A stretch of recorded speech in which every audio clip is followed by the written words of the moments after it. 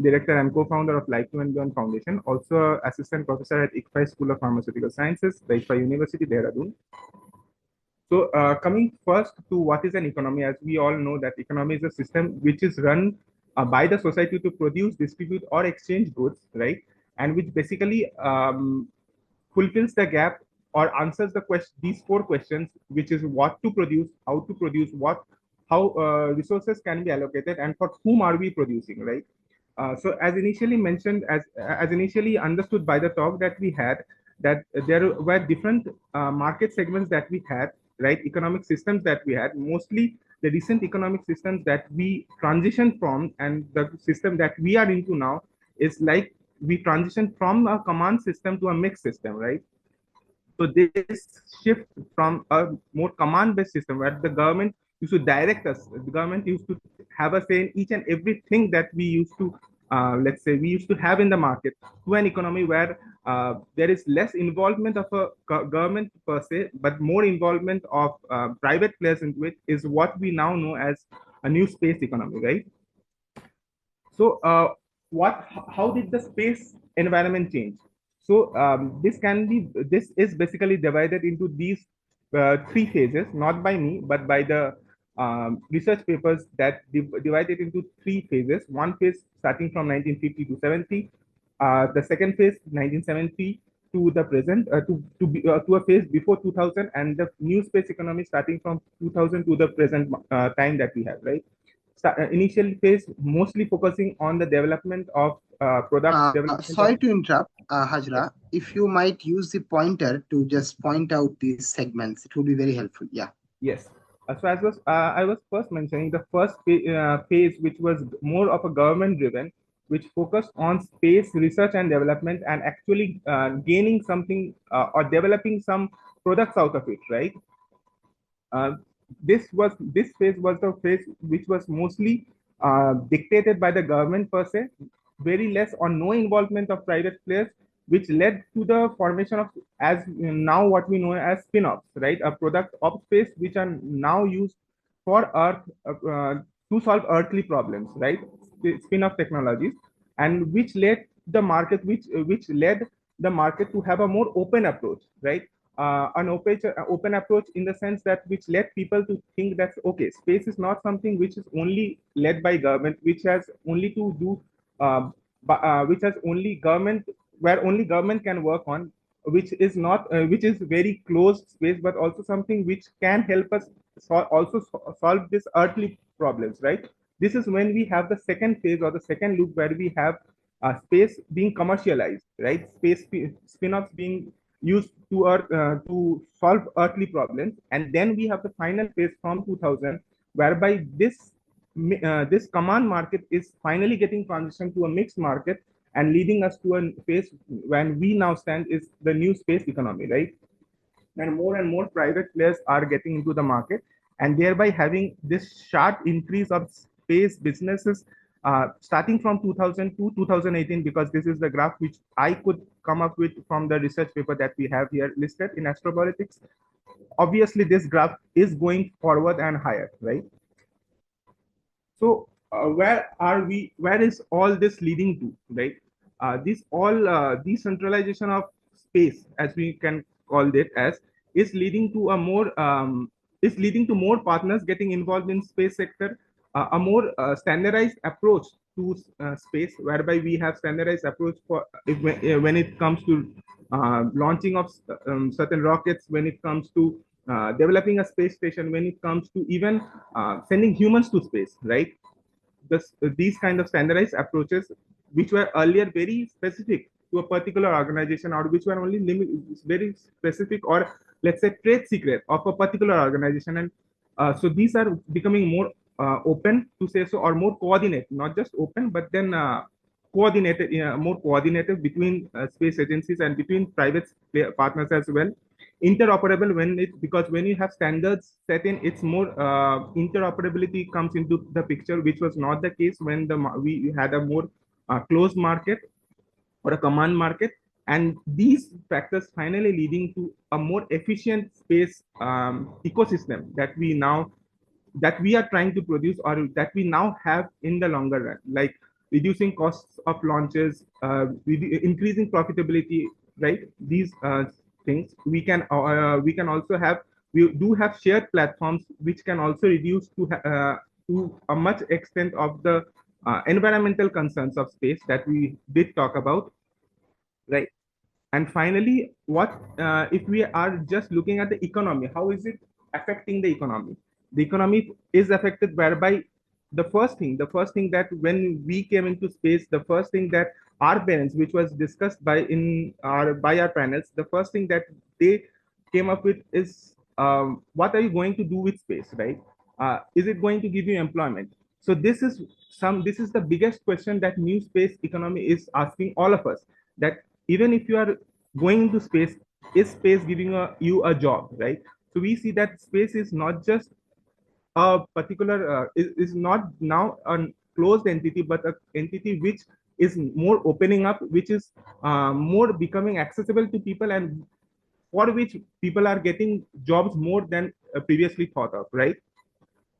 This is the summary, not to go into digress into each and every point, but the main point I found here, which could be of more focus, is the kind of job that the new space economy is creating, not to shadow the environmental concerns, but yes, even addressing these environmental concerns would lead to greater jobs, right?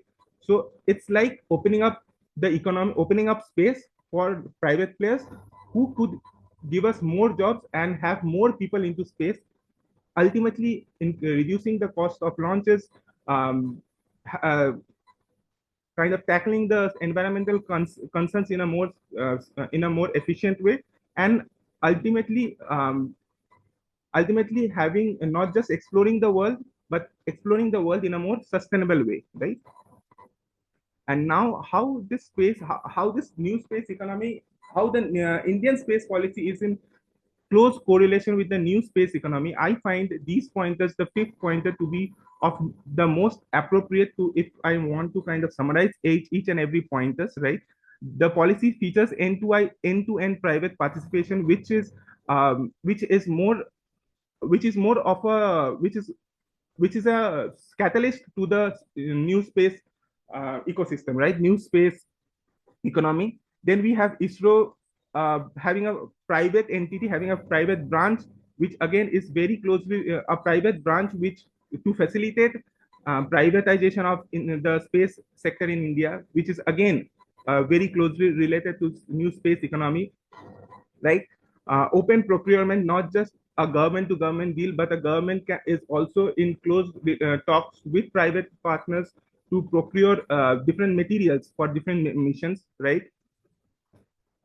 So this is how these are few pointers. There are many pointers, but these are few pointers that I understood would were very closely related. Where Indian space policy was very closely related to Indian space, like new space economy, right?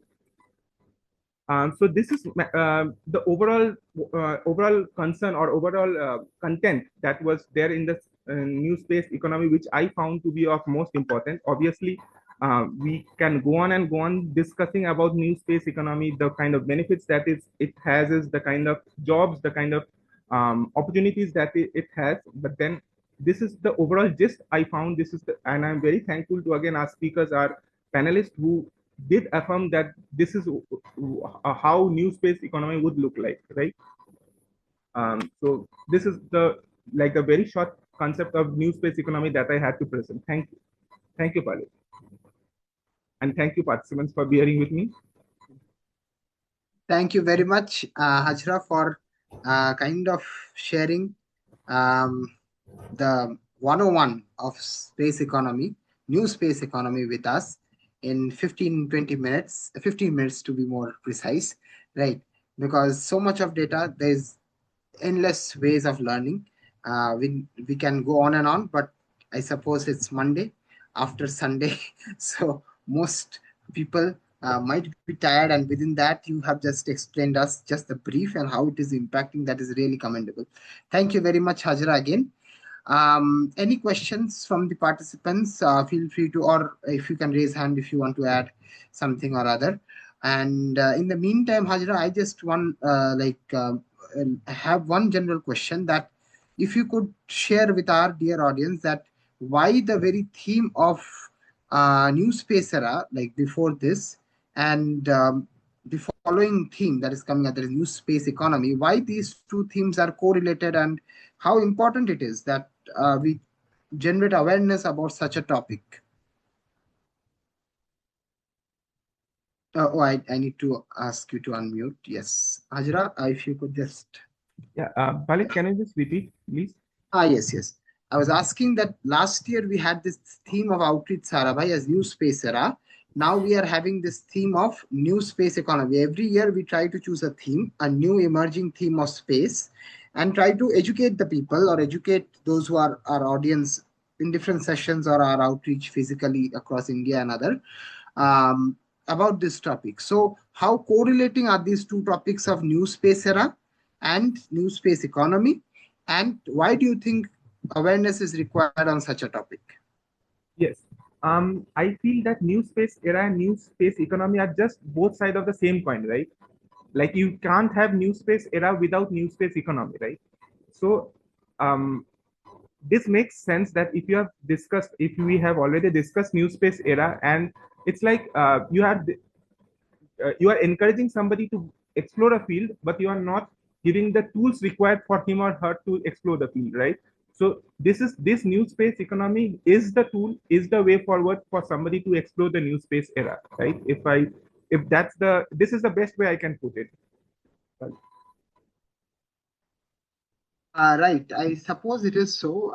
In fact, to the extent I would want to say that when we say that Vikram Sarabhai, after whom we named our outreach Sarabhai initiative, when we call him the father of the Indian space program, I believe that our space entrepreneurs or you and others present in this meet would agree that Vikram Sarabhai didn't just envision of a government institute like ISRO only to work or take up India's space industry or space endeavors, right? Or else he would have never led or started the spark of project management trainings through IIMs or other things, right?